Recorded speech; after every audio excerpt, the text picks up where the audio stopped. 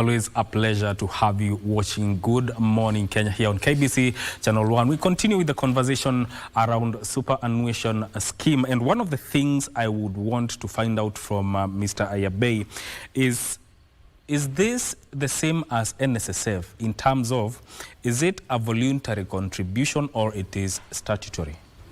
Thank you very much, Mike, for that question.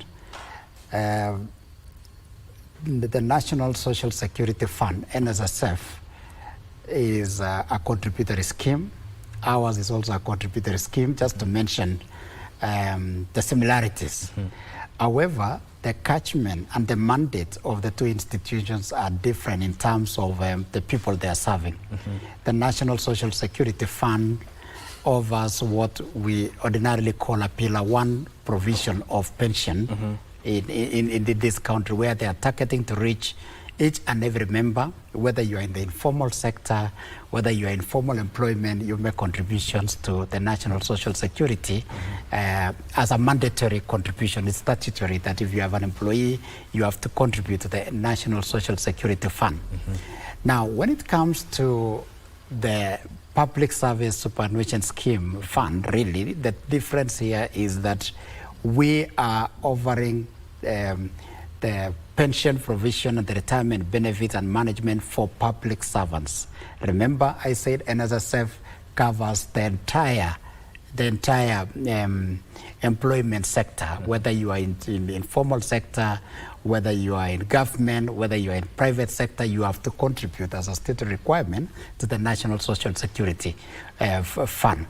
For us, we are only looking at a segment of employees in Kenya. Those are the civil servants, the teachers, the discipline service, and that's the people, the pool at which they make the contribution. You will note that these members of Public Service Superannuation Scheme will still contribute to NSSF under the tier 1 arrangement, but they make contribution in this private arrangement or private contribution to their own pension scheme, which is unique. So there should be no confusion in this. The NSSF covers the entire employment sector and their target. For us, we exist to focus on a particular group, which we can easily call an occupational pension fund for those particular organizations.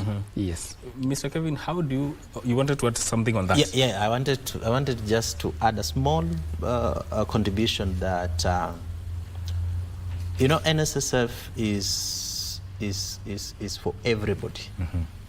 And if you look at Article 43 of our Constitution, Article 43 of our Constitution documents what is called social and economic rights. And it is a requirement of law that the government should make policies and legislative proposals to ensure that every Kenyan has a social and economic right. So NSSF is a realization of that basic constitutional right, that every Kenyan who is in the workplace must have a social security. Now, the PSSF, on the other hand, is statutory, but it is based on the employment relationship. It is part and parcel of terms and the conditions of service for employment, where an employer tells you, if you work for me, you will contribute 7.5% of your salary to go for your retirement benefits. I will double for you that contribution, and therefore I will contribute for you 15%. So as an employee who is looking for a job, you will be enticed that, okay, this employer is willing to double my contribution, and therefore it becomes attractive to employees. So, like the CEO has said, NSSF is for everybody, but PSSF is for public servants who have now additional retirement safeguards, so that at the end of your tour of duty, when you reach the retirement age, your future is stable. so that you will go and claim the one for the NSSF. And then the Board of Trustees of the PSSF will also pay you your retirement benefits in a sustainable manner. So that by doing this, government has ensured that the social and economic rights under Article 43 is realized in our lifetime. And this is really pertinent because it is also an obligation of the state. Yes. Still on you, Mr. Cavin, what can members expect in terms of benefit, whether you are actively you're actively working or after retirement? Yes, what members will get after they retire from service is communicated to them now. So, like tomorrow we will be holding the AGM, the second annual general meeting of the scheme. Our administrators are going to give each member their statements to show, as at now, what is it that I have in my pension scheme? What is the totality of my contributions? What is the totality of my employer's contributions? And what is the totality of the return on investment? Because this money is invested immediately we receive it from the sponsor. It gives us some returns. So on a yearly basis, we compound all the returns and we give each member a statement of his benefits. So he can see at a glance, if I leave today, what is it that I will get from PSSF?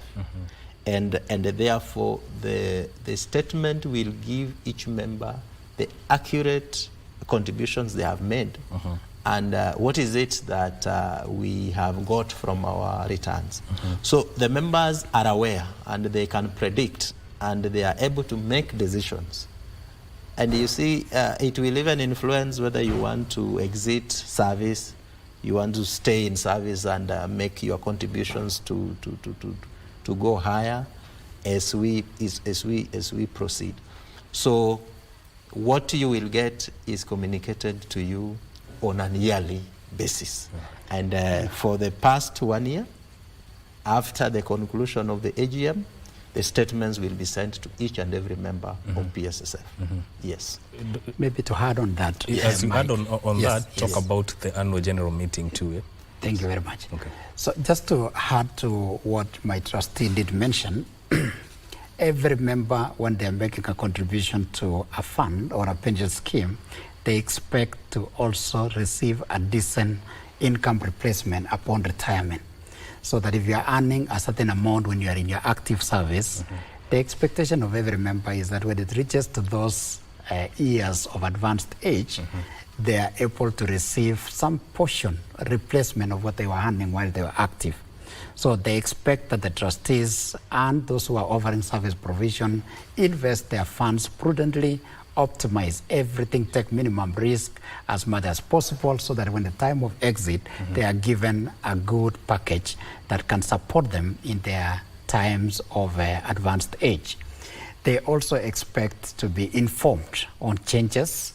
They also expect that when the time of exit comes, they are paid their money on time, they are paid the right amount, and you pay the right person. So it's a very, very interesting thing that no pensioner or contributor would expect to exit and does not get their right. So that is what is entrenched. And what we have done at our scheme is to ensure that we work towards that when our members exit, we're able to determine their benefits accurately and able to pay them what belongs to them. So in terms of what my trustee did mention, so what we normally do is we have to reach out to our members. We have to inform them of their rights. It's their scheme, basically. But since not every member of the 430,000 members will be coming to manage, the arrangement and the governance is to have a board of trustees who actually are owning the assets on behalf of the members, and we are managing on their behalf. And we owe a responsibility to the members to communicate back to them. So what avenues do we use to reach them? One even including this partnership that we have with Channel 1 of KBC, is trying to reach out to our members to get to know what is going on. The second other thing is that we are required by law within the retirement benefits arrangement to hold annual general meetings. So the second annual general meeting that we'll be reporting back to our members will be coming up tomorrow. And we will be streaming it live through the partnership that we have with KBC. We have other social media arrangements that all members can be able to log in wherever they are and be able to follow the proceedings and even send questions so that the trustees can be able to answer. So we have organized an annual general meeting that will be able to give them what transpired for the entire financial year, what returns, what investment we have put in place, and the plans that we have. So it's an accountability program that we do through our annual general meeting. Right. Mr. Cavin, yes, your closing remarks. I just want to inform members that all of them are welcome. Yes. Tomorrow, we will be beaming it live through the KBC Channel 1. We will also be streaming it live everywhere where our members, and our members are spread across the country. Yeah.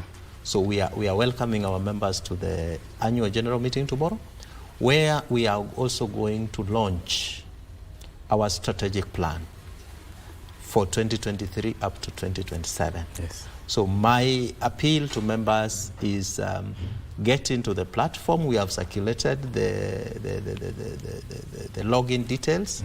Get in and ask questions so that you know what is going on in your scheme. And we want to appeal to our members to always engage the scheme through our social media networks, so that they understand their future, because this is about members' future. Thank you. And I also want to thank KBC for partnering with us, so that our members, this information will reach our members in time. Thank you very much. Thank you very much, Mike. To join my trustee is again to welcome of the people, the members to join tomorrow. The chief guest at the launch of the strategic plan and AGM is the head of public service and chief of staff, Honorable Felix Koske.